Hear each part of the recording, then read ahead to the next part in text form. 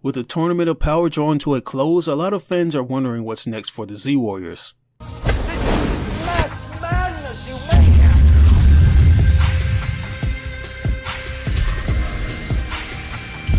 We're in a lot of trouble!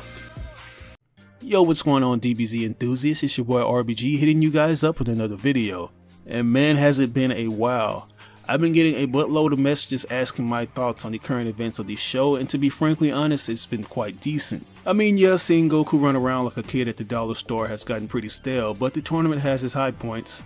I think if anything, the new introduction of Ultra Instinct Omen is really going to add a bit more depth to the story, and it's definitely going to give the fanboys something to drool about, thus allowing an increase in YouTube views for the uploaders. Because people want to know who will be the next lucky contestant to get the Ultra Instinct stimulus package.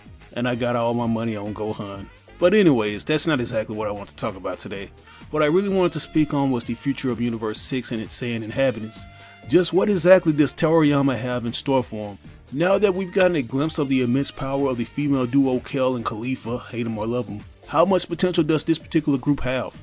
Because for the most part, we've gotten an entire out-the-ass rewrite of the Saiyan biology at this point, and many fans are not necessarily pleased with this recent inclusion of the back-tingling transformations of the Super Saiyan. I think all would be forgiven if we didn't see the upstarts ascend to levels that took the Universe 7 Saiyans years to master. We're talking sagas here. What makes matters even worse is the fact that good character development was sacrificed in place of fan service. Give a Brawly reference here and a Super Saiyan 2 Teen Gohan reference there, and all the fanboys who lack a keen eye for storytelling are happy. I think this issue could be remedied if Toriyama and the bigwigs at Toei actually dedicate a story arc to the Saiyan planet of Sadala or Sada or Salada, whatever you want to call it. A planet that was originally destroyed by Frieza somewhere around age 550. Judging from Cabba's attire and how it's the old uniform Saiyans used to wear in Universe 7, it's safe to assume that Sato didn't succumb to colonialism or terrorism from outsiders. Another assumption that could be made is that this group of Saiyans aren't necessarily warmongers like their twin universe counterparts. Of course, we all know when it comes to Universe 7, it was always survival of the fittest. When you have to deal with a universe filled with a hierarchy of villains, it's only a matter of time before you eventually join the pact, especially if it means protecting your own people. One thing that's always been at the back of my mind since these alternate universes have gotten introduced is how exactly do the organisms actually compare to their parallel counterparts. Like I always thought, if we had a parallel Earth, the human inhabitants may look similar to us, but their internals would be totally opposite from ours. Like if our hearts are on the left side, then our respective twin universe inhabitants' hearts would be on the opposite side, being the right. Simple things like this would bring a totally new dynamic to shit we already know about the current universe in Dragon Ball. Just what if these genetic compositions had something to do with how strong Universe 6's competitors were?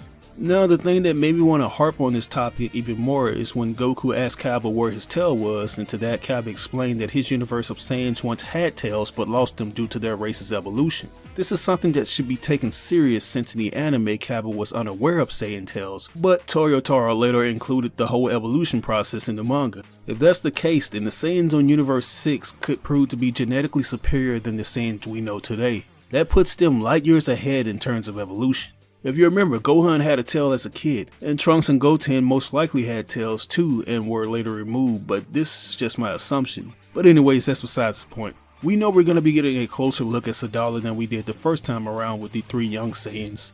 During the middle of the Tournament of Power, Vegeta reminded Cabba about how he promised to introduce him to the king of his planet, who's said to be very similar to our Saiyan prince. Of course, Cabba mentions that this promise will ultimately be broken if their planet is eliminated and further erased, but Vegeta says he'll use the Super Dragon Balls to wish Universe 6 back if they win. And I'm obliged to believe that he'll do so, since Goku doesn't ask for much but to simply fight, even if it's at the expense of people's freaking existence.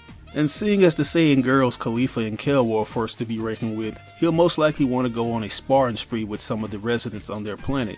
So it's a win-win situation for both of our favorite Saiyans. Just think of the possibilities. We get to have an in-depth look at how drastically different the technology is compared to how Universe 7's was on planet Vegeta. Like, do they have the space pods we're used to seeing or a primitive means of traveling? What about the rejuvenation tanks? Do they have those, or do they possess a healing factor that's faster than their twin universe?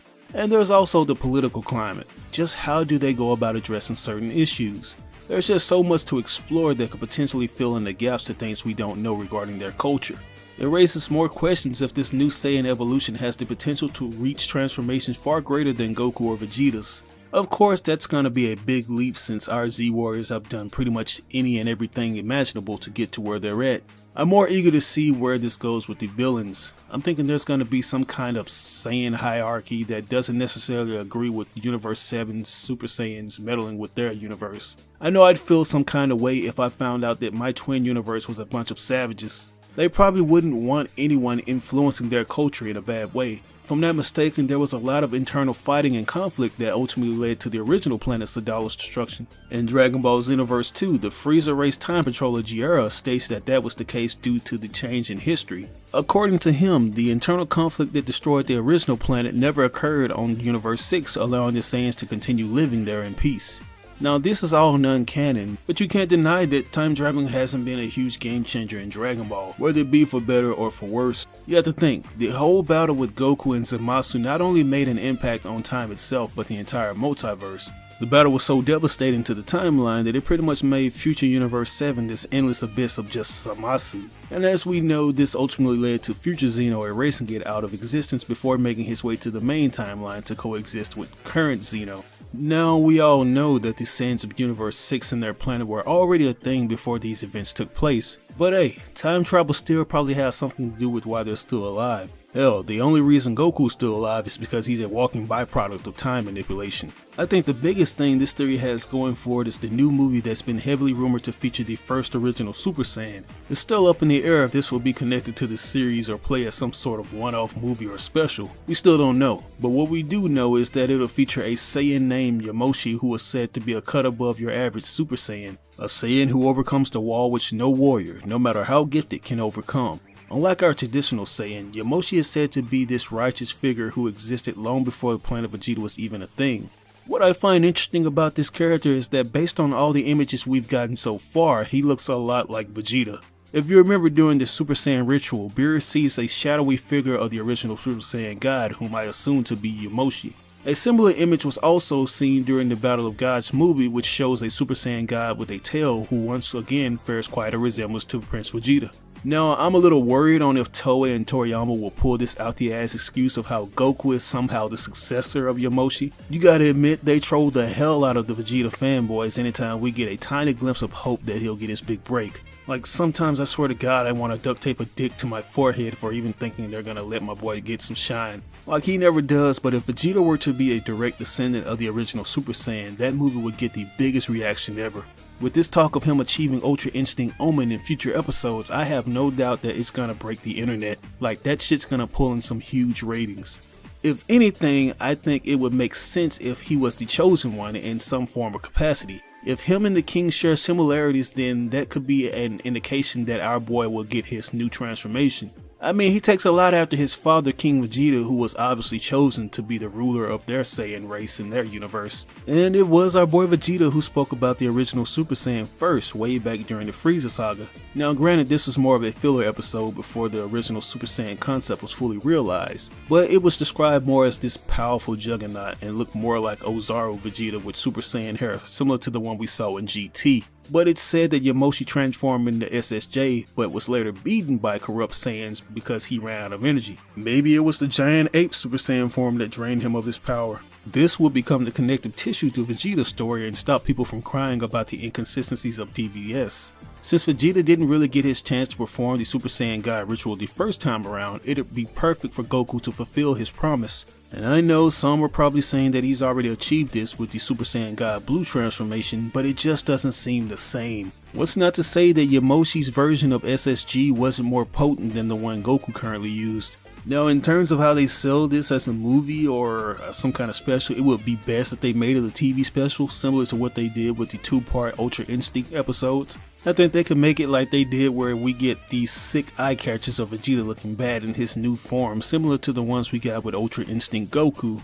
But I don't know, maybe I'm reaching. I'm just excited to see where this all goes because this could be one of the biggest arcs in shonen history. We finally get to have a huge ensemble of full-blooded Saiyans. Fans can finally stop treating Dragon Ball Epsilon like it's the best thing since bacon wrapped pizza when the series has yet to explain what the hell is going on. I mean, I respect the work put into that, but you would be lying to yourself if you said it was anything close to being good as Dragon Ball Super or even mentioned in the same breath. And this isn't me just bigging up Super in the slightest because it's riddled with an ass load of issues like I mentioned earlier. I just think it has a chance to redeem itself because its biggest issues are in correlation with the Universe 6 Saiyans. But anyways, what do you think about all this? Do you think the Z Warriors will travel to Universe 6? And do you think the legendary Super Saiyan God Yamoshi will tie into all of this with our Saiyan Prince potentially inheriting his spirit? Let me know down in the comments below. Be sure to like or dislike the video. I don't care if it's a thumbs up, it can be a thumbs down. Any feedback is good feedback and will only help me improve on future content. If you enjoy my content, consider supporting your boy on Patreon to help me stay independent and free of any corporate interference. But anyways, this is your boy RBG signing out on another video. I'll catch you guys later. Peace out.